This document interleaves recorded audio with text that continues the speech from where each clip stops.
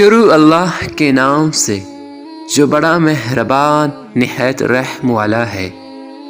جابر بن عبداللہ رضی اللہ تعالیٰ عنہ سے روایت ہے، کہتے ہیں کہ ان کے والد غزوہ احد میں جام شہادت نوش کر گئے اور اپنے پیچھے بیٹیاں اور مجھ پر جابر رضی اللہ تعالیٰ عنہ پر قرضہ چھوڑ گئے۔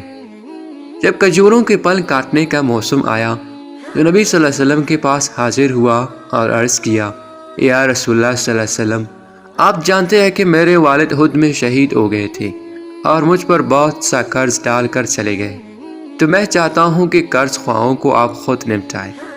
آپ صلی اللہ علیہ وسلم نے فرمایا، تم جاؤ اور کھجور کے پھل کا علیحدہ ڈھیر لگا دو۔ میں نے لگا دیا، پھر آپ صلی اللہ علیہ وسلم کو بلا لایا۔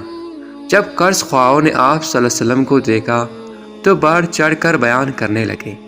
جب نبی صلی اللہ علیہ وسلم نے ان کی حالت دیکھی تو آپ نے سب سے بڑے ڈھیر کے گرد 3 چکر لگائے اور اس کے پاس بیٹھ گئے۔ پھر فرمایا، اپنے ساتھیوں کو بلا لاؤ۔ پھر آپ انہیں ناپ ناپ کر دیتے رہے تاہاں کہ میرے والد کا سارا قرضہ اتر گیا۔